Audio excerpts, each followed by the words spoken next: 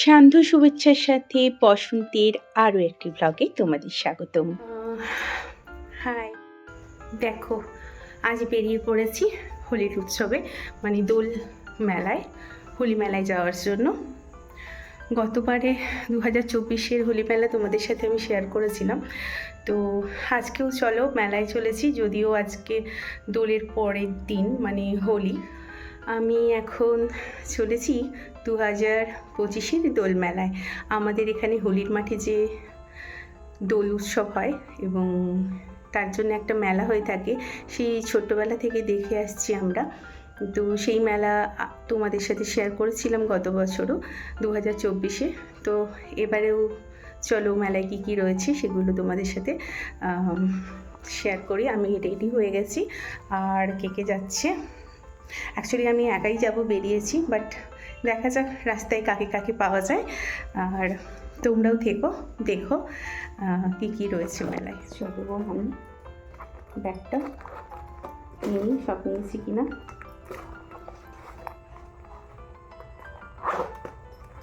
তারপর বেরোচ্ছি, তোমরা চলো আমার সাথে।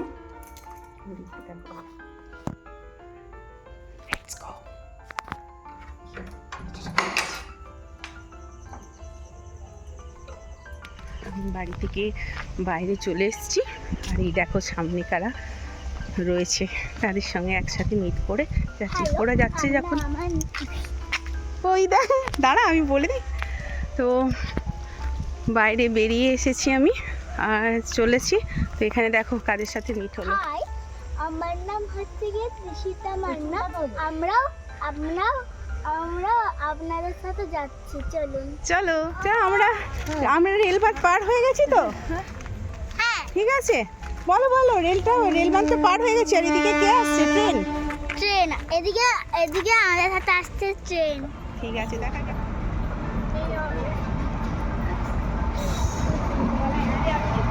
দেখো ট্রেন লাইনটা পের হয়েছি আর ট্রেন এসে গেছে।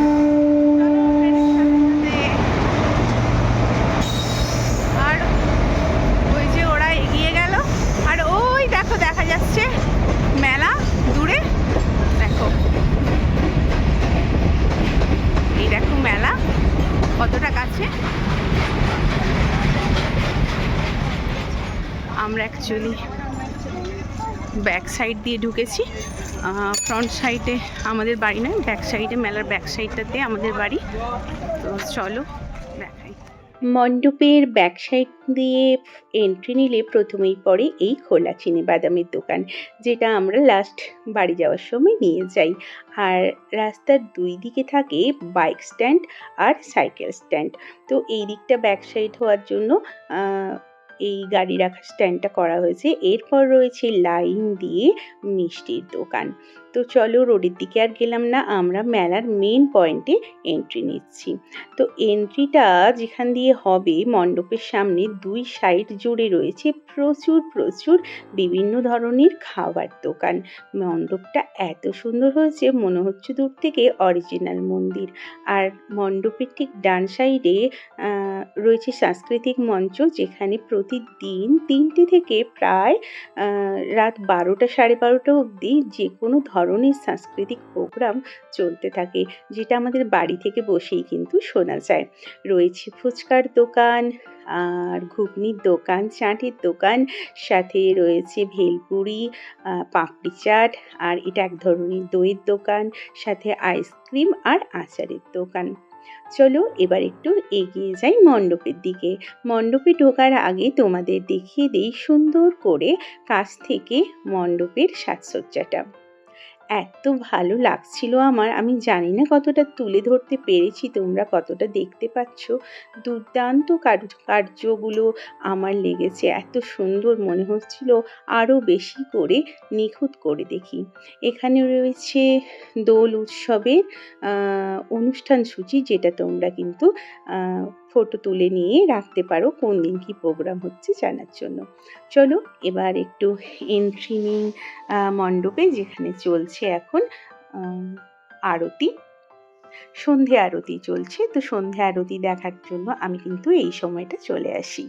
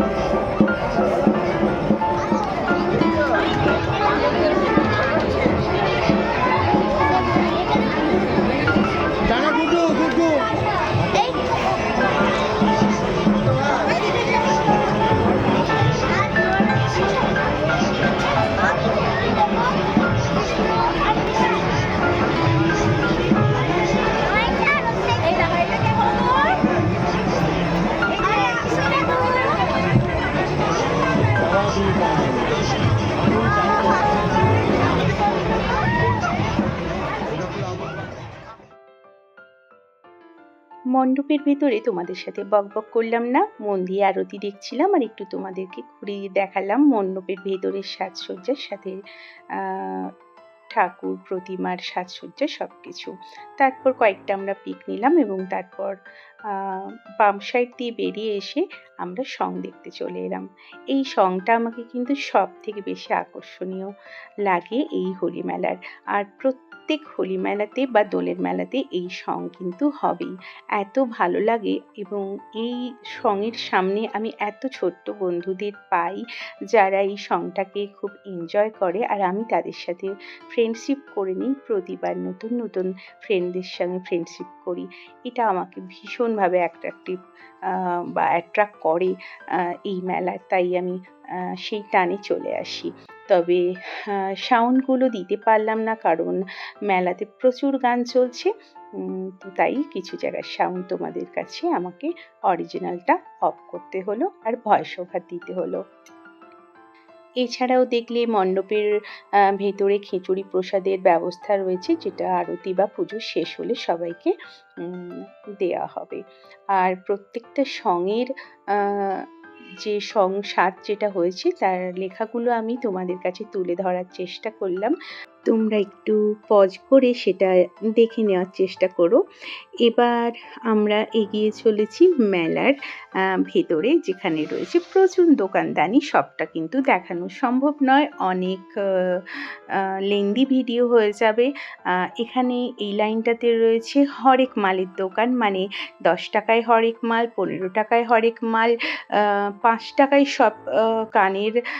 আর এই দোকানটা আমার সব থেকে বেশি ভালো লেগেছে, বিভিন্ন ধরনের পট এত সুন্দর করে সাজানো রয়েছে।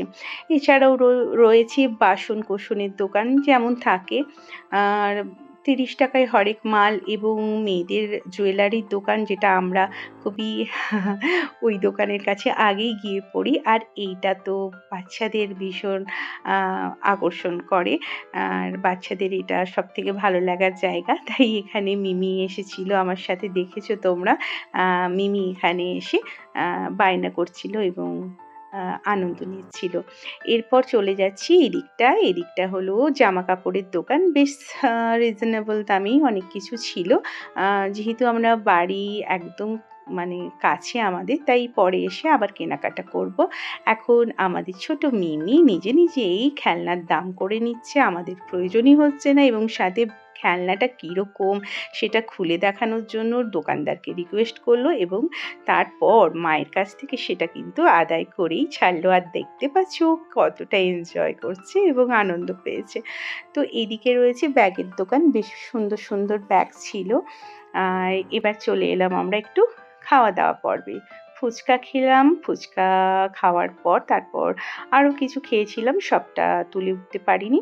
ফুচকাগুলো কিন্তু খুব একটা ভালো লাগছিল না, কারণ একদম ছোট ছোট করে দিয়েছিল। তবে এসে ভেলপুরি খাচ্ছিলাম, যেটা খুব গরম গরম ছিল। আর মিমি বলছিল দারুণ, মানে একটা অ্যারোমা আসছে, যে মা দারুণ। তো মিমি তো এখন আইসক্রিম খুলছে কিন্তু অন্ধকার। এই দেখুন অনেক বড়টা, দেখি এই সব থেকে বড়টা আমাদের ছোট, আমাদের খোলা হয়ে গেছে, সবার খোলা হয়ে গেছে। আরে খোলা হয়নি, কে খুলে দেবে আমারটা? না, পড়ে যাবে তোমারটা। তো চলো আমরা এখন বাড়ি ফিরে যাচ্ছি, মেলা দেখা শেষ হয়ে গেছে। আইসক্রিম খেতে খেতে বাড়ি ফিরে যাচ্ছি, একটু ঠান্ডা ঠান্ডা মানে ফুচকা খেলাম, তারপরে কি খেলাম, ভেলপুরি খেলাম, তারপরে হাওয়া খেলাম, তারপরে মিমি বকুনি খেলো, মায়ের কাছে বকুনি খেলো। সব খাওয়া দাওয়ার পরে আইসক্রিম খেয়ে ঠান্ডা হয়ে আমরা বাড়ি ফিরছি। তো এই বছরের মতো টাটা। যেতে যেতে জানিয়ে যেতে ভুলো না আমার ভ্লগটি এবং আমাদের দোল উৎসব তোমাদের কেমন লাগলো।